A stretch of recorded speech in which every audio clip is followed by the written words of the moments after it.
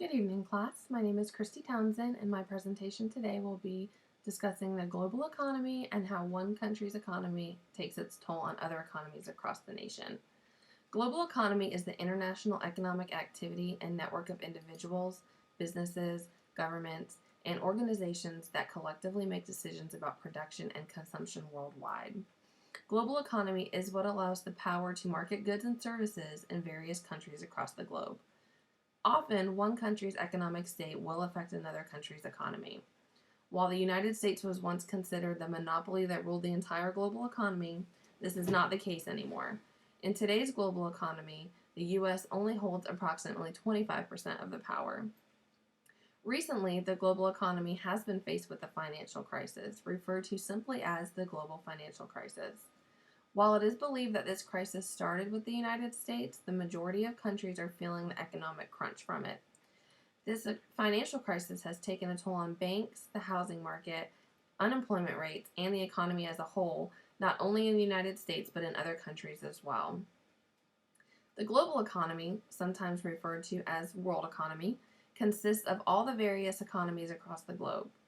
Recently, the global economy has been hit with an economic crisis that has affected all nations greatly. The global economy is not currently as strong as it once was, and this is caused by a series of financial strains that many economists believe started in the United States. The beginning of this crisis is said to be caused by the fall of the U.S. housing market, which then started a snowball effect across the world. The global financial crisis evolved in 2007, but really started to take its toll in 2008 and 2009. During this period, stock markets around the world were falling, large financial institutions and banks went under, and even the world's wealthiest countries had problems with their financial system. Governments across the globe had to come up with bailout packages to try and save their economy from what would eventually be a disaster. The United States suffered a collapse of its mortgage market, and this caused the ripple effect across the world. Because of this, the United States continues to be considered the key part in starting the global financial crisis.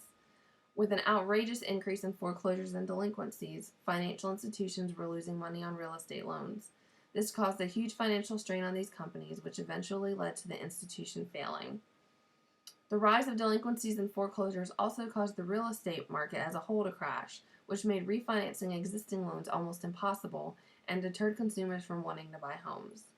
A lot of financial institutions gave consumers adjustable rate mortgages, also known as ARMs, which they eventually couldn't afford. This contributed largely to the foreclosure and delinquency rate, which eventually led to the housing crisis. Low interest rates and loose credit criteria allowed for a lot of consumers to obtain the loans that they really weren't qualified for and would later default on. Fannie Mae and Freddie Mac are two of the biggest investing firms in the United States. When the U.S. housing crisis started, these two companies really felt the damage from it. Fannie Mae and Freddie Mac received a bailout from the government on September 6, 2008. The bailout was the government agreeing to back most of the mortgage loans that Fannie Mae and Freddie Mac held. The idea was to help the market remain liquid and cover up $200 billion in mortgage loans. However, this bailout was not enough to save the two largest firms in the United States. The bailout caused a crisis on Wall Street and resulted in plummeting stock market prices not only in the United States but in countries across the world. This is considered to be the beginning of the global financial crisis. Once the crash on Wall Street took place, Lehman Brothers declared bankruptcy shortly after, and Merrill Lynch was sold to Bank of America. AIG also got in trouble by offering insurance products that guaranteed loan amounts to investors when the loans went into default, only to find that they did not have enough assets to cover all of the defaults that they were backing. The government ended up having to give AIG a bailout. Financial institutions have a huge impact on the country's economic state. Banks and financial institutions affect international trade, the stock market, credit, and the housing industry. With so many financial companies having to accept a bailout package, credit tightened and international trade declined. Before the start of the global financial crisis, consumers were able to get loans and credit that they really didn't qualify for. This eventually led them to not being able to pay back the debts and defaulting on the loans. These losses affected the ability for financial institutions to lend money, which slowed economic activity greatly. As stated earlier, nations all over the globe felt the crunch from the financial crisis. This includes Asia, Africa, Latin America, and Europe, among others. Even the wealthiest nations in the world have been impacted from the crisis that is believed to have started in the United States. This goes to show how one country's economic state ultimately affects the global economy as a whole.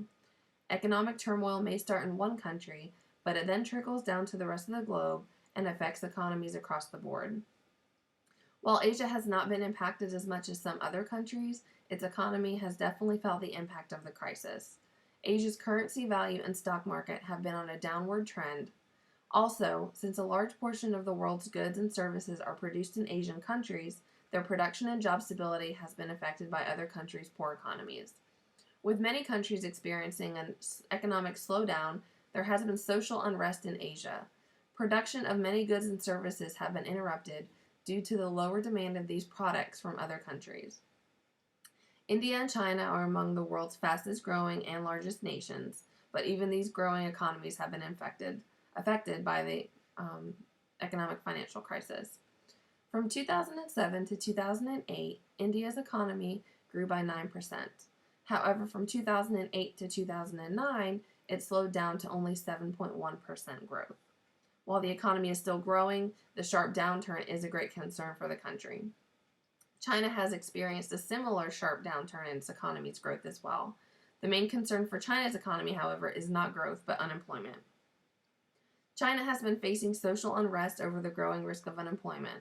Approximately 10 million migrant workers in China have lost their jobs as a result of the slow economy.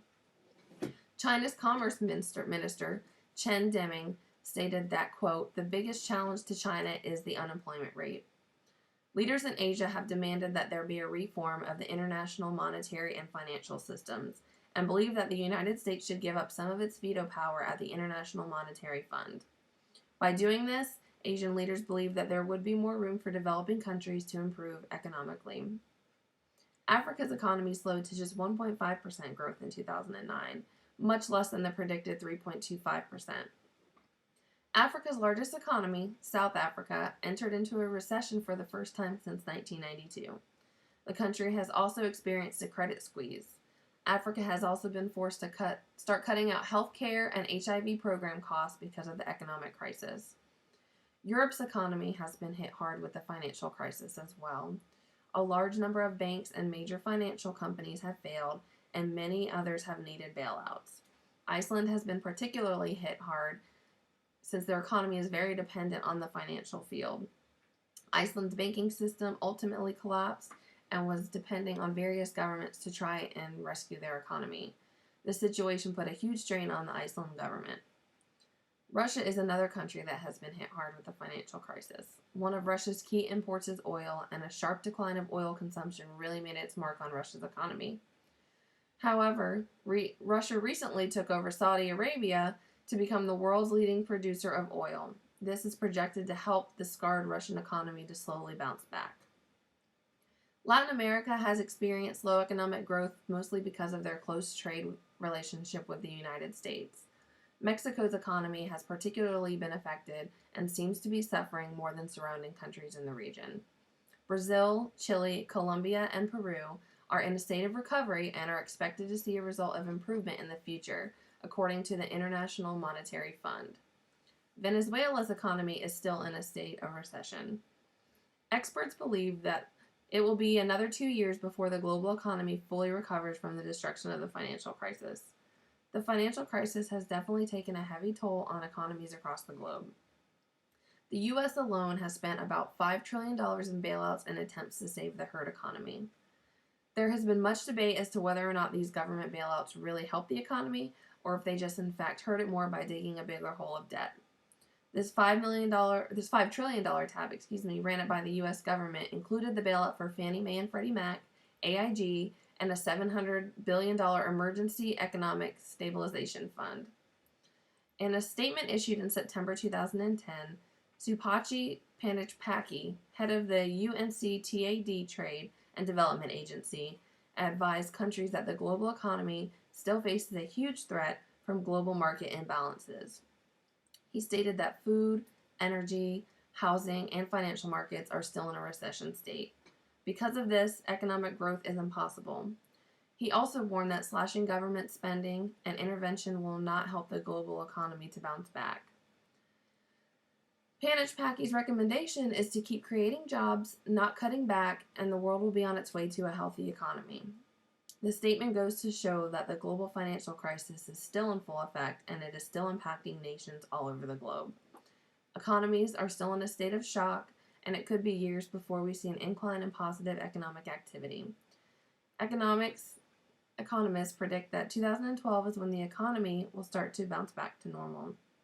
The global economy is a network of all the countries across the world, and research has proven that they all have a direct impact on each other. What this means is that when one country is faced with an economic crisis, it creates a snowball effect that will trickle down to other nations as well. A crisis that all started with the fall of the housing market in the United States and then made its way around the globe, affecting various countries. Governments all over the world have been working together to try and heal each other's ailing economies. While some nations are showing slightly more improvement than others, the majority of the world is still experiencing distress from the financial crisis. Only time will heal what has been considered the biggest recession since the Great Depression.